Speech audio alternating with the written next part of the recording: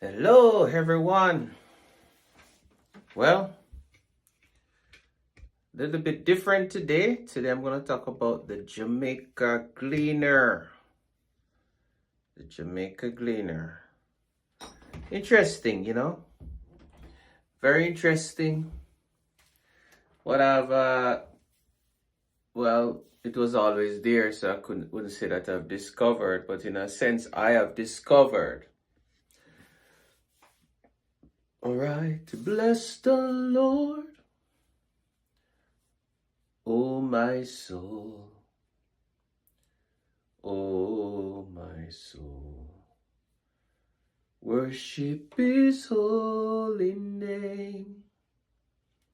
Well, it's Friday evening. I pray that everyone is having a good evening. It's raining here in Florida. A little drip. Been raining all day basically, which is nice. I like it when it's rain. So, I'm just waiting until people gather. Hopefully, everybody's not too busy with other people's channel. But I want to take a reflection, a review. Because you know what? I don't think a lot of people know this. And this is one of the reasons why I want to talk about it. A little history about the Jamaica Gleaner.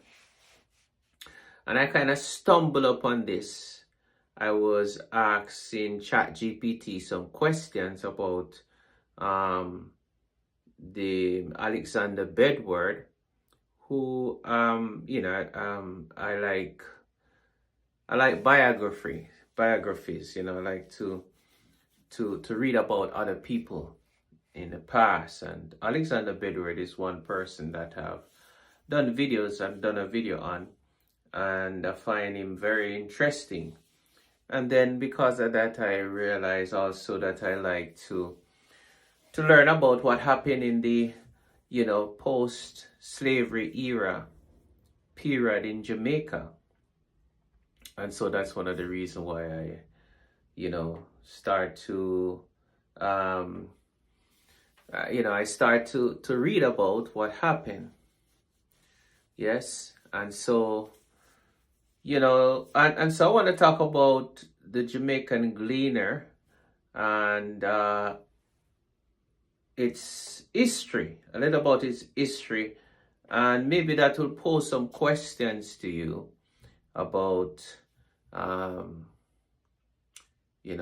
about that. And so let's look on the Jamaican Gleaner. Actually is over 100 years old, 80 something now. The Jamaican Gleaner was started September 13, 1834. That's a few months after slavery was abolished. So imagine that. The Jamaican Gleaner that is presently now, right? It has been around that long. It is one of the longest newspaper, if not the longest, in the Caribbean. So that is interesting. So since the Jamaican Gleaner is that of such a long history, there's several questions must come to my mind. I ask a question then, who started it? And what kind of persons were they who started it? And so let me read here a little information about the Gleaner, right?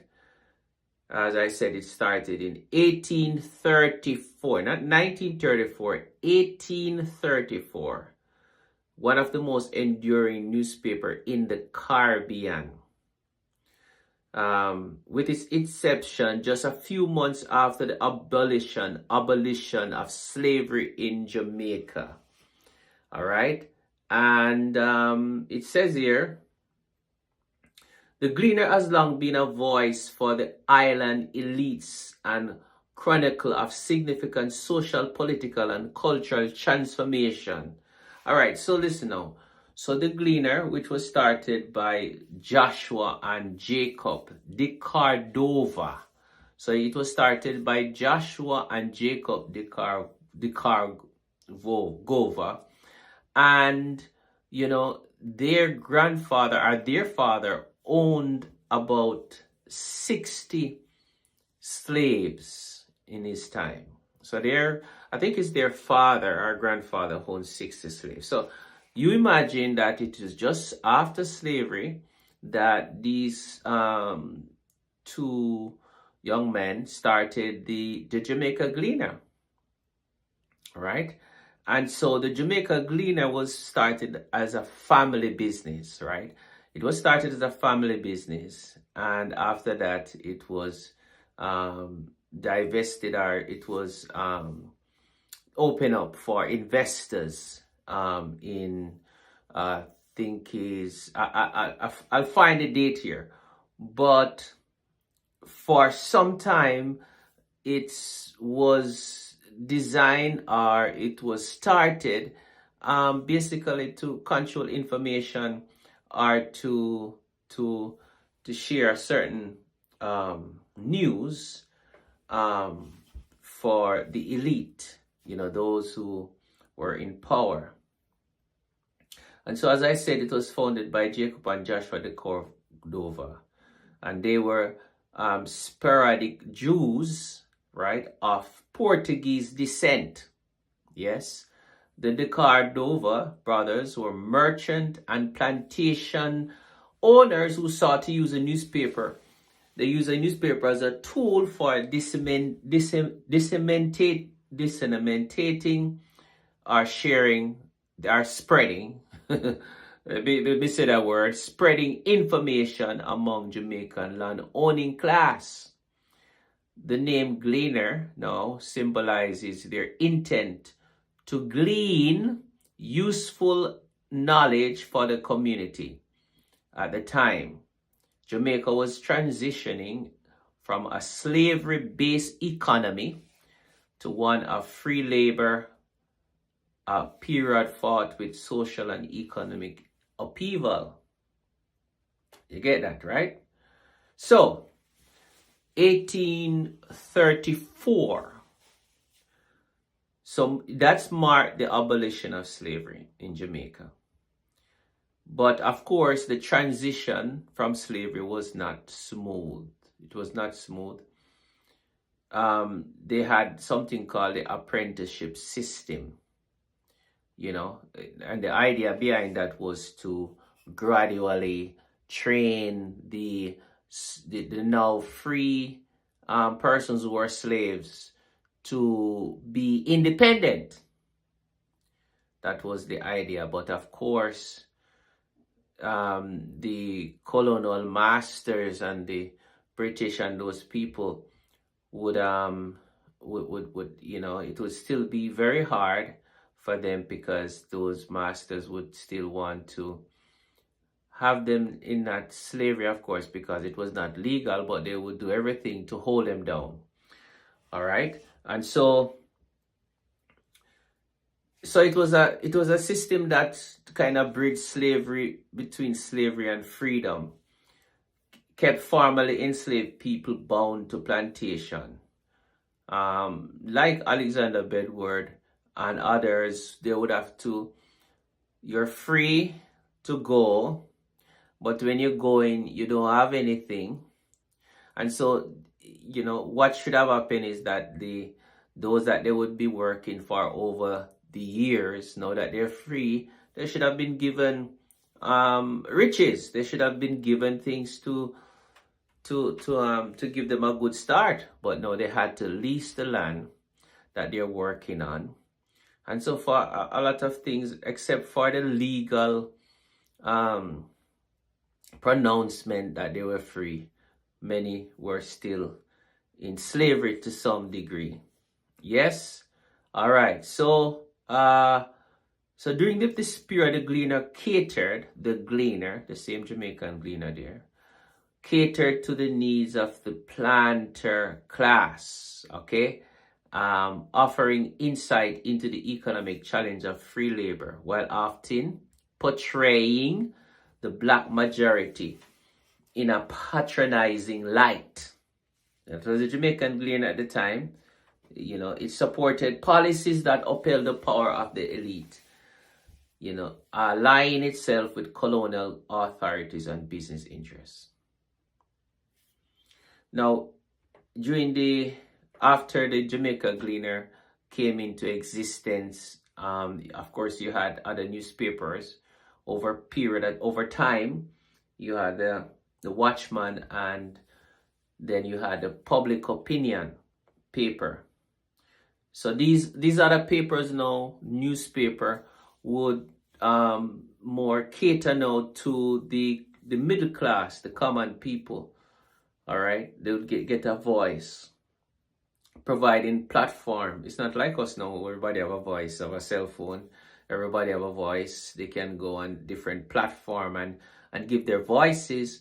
In those days, the newspaper would be the thing that would carry people's voices. So if you know, it was very important. So when you have the Watchman and later the Public Opinion, this platform provided a voice for the middle class and the nationalist thinkers. The Watchman, for instance, was known for its advocacy for the right of free blacks and criticism of the colonial government. Yes, all right.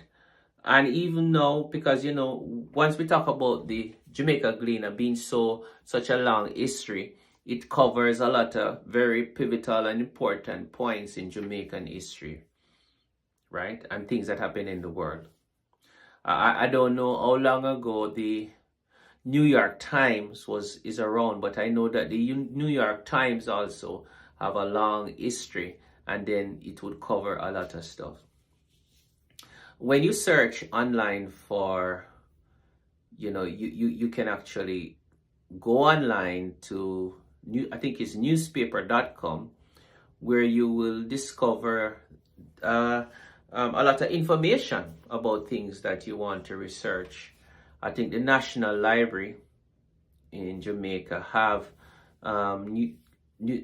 newspaper articles. I didn't find anything online. I mean, there are newspaper articles online, but I didn't do in-depth research for some of the things. But it's just interesting that now is the time or the day or the age where everything is, a lot of things are put in digital form, and you can easily go back in time and look online, research, and there's a lot of things that you can discover. And so it was just interesting to me, seeing as I kind of gained this interest about the period after slavery in Jamaica. What was it like? Because I was researching about Alexander Bedward, and I was wondering on other figures. And when I did a documentary on Bob Marley, but I was thinking about what happened during those times. And so it took me back to the 1800s. Now, the early 20th century brought significant challenges to the Gleaner editorial neutrality, particularly during the rise of Marcus Garvey. Marcus Garvey, right? And everybody know Marcus Garvey. Well, not everybody, but a lot of people know Marcus Garvey. He was an advocate for the black empowerment. Yes. He founded the Universal Negro Improvement Association in 1914. And, you know, he had a message of racial pride, black dignity, and so on. And remember now, this is the colonial, this is the, you know, just after slavery, you have Marcus Garvey in 1914. And his message of racial pride and economic independence resonated deeply with Jamaican black majority, but was met with skepticism from the Gleaner. All right. So the Gleaner, you know, because remember now we talk about the history of the Gleaner, and that it was that lineage was from slave owners, right? and then the Gleaner started to cater to the elite after slavery.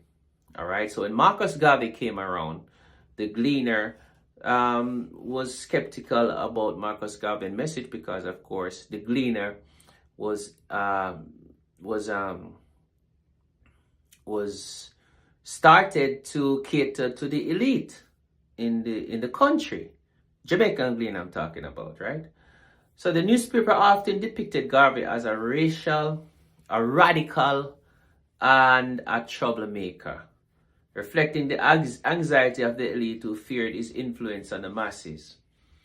So, despite his criticism,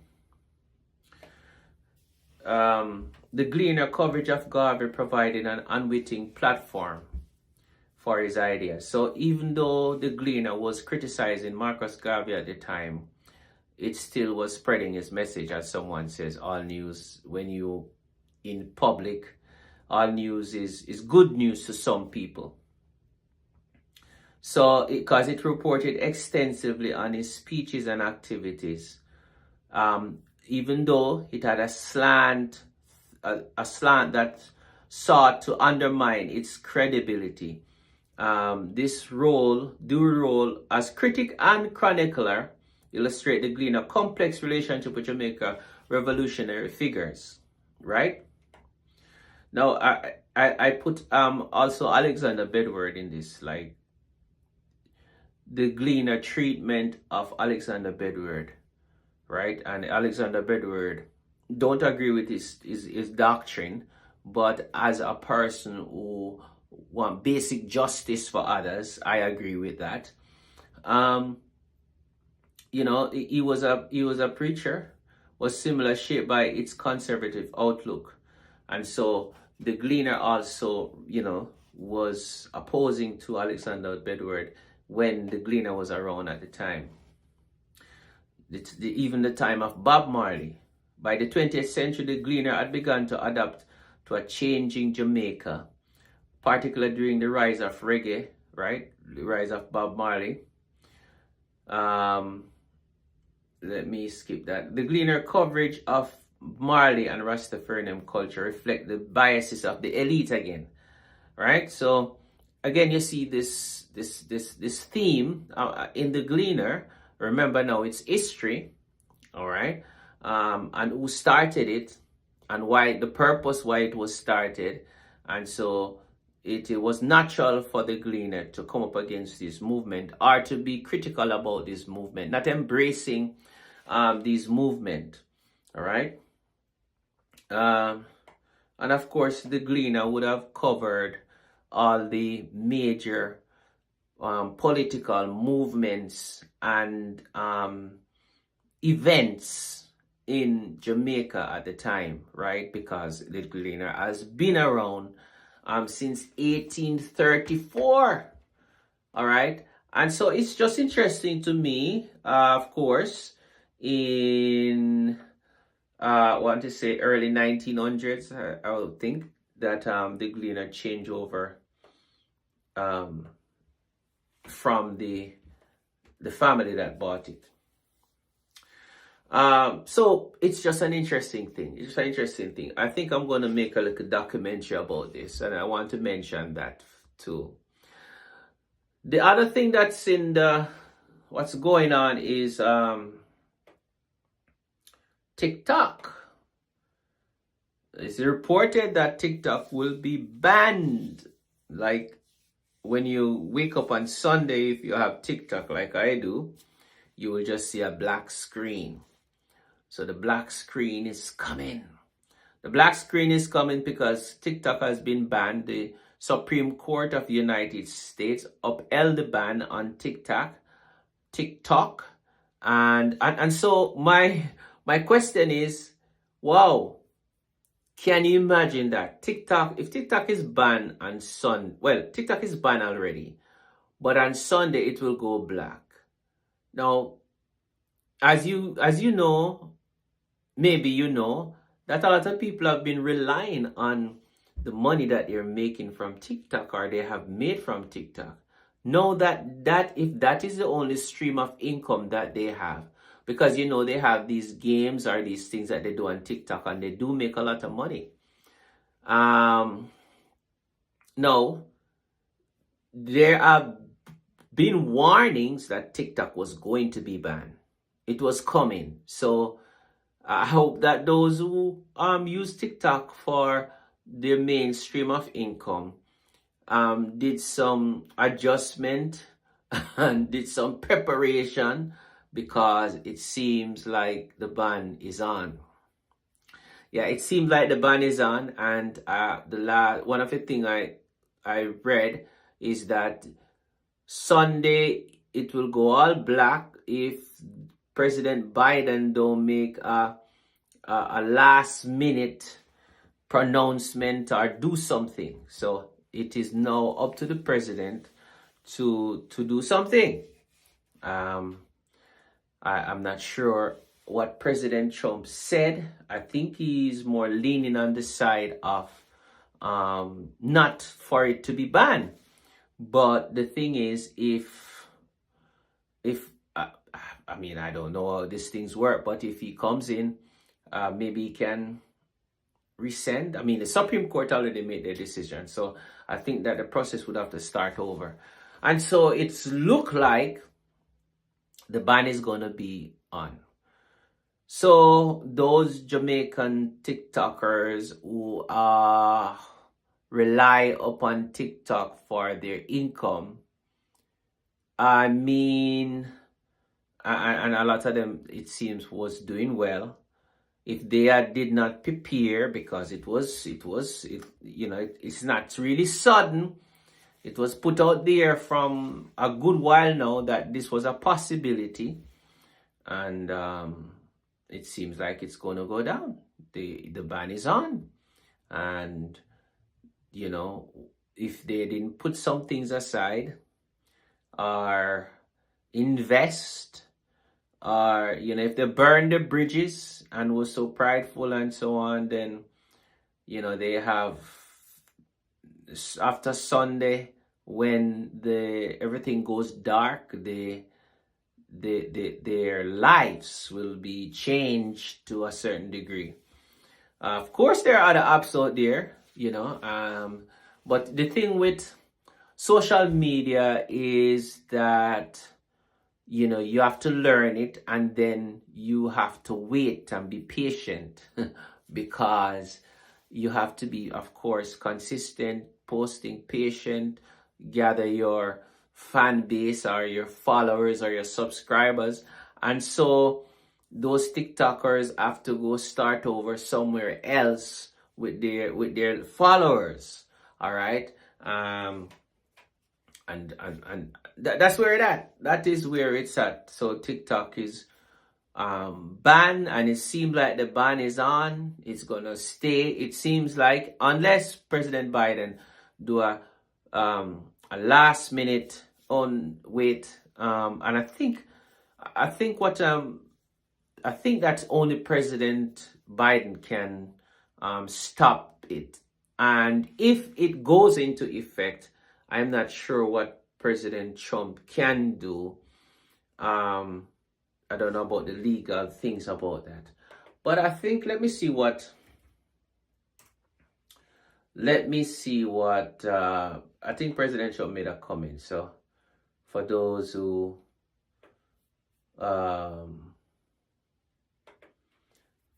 for those who want to know what President Trump may have said, let me see if I find and you're here and you just don't mind me saying what it is. Why is this like that? Okay.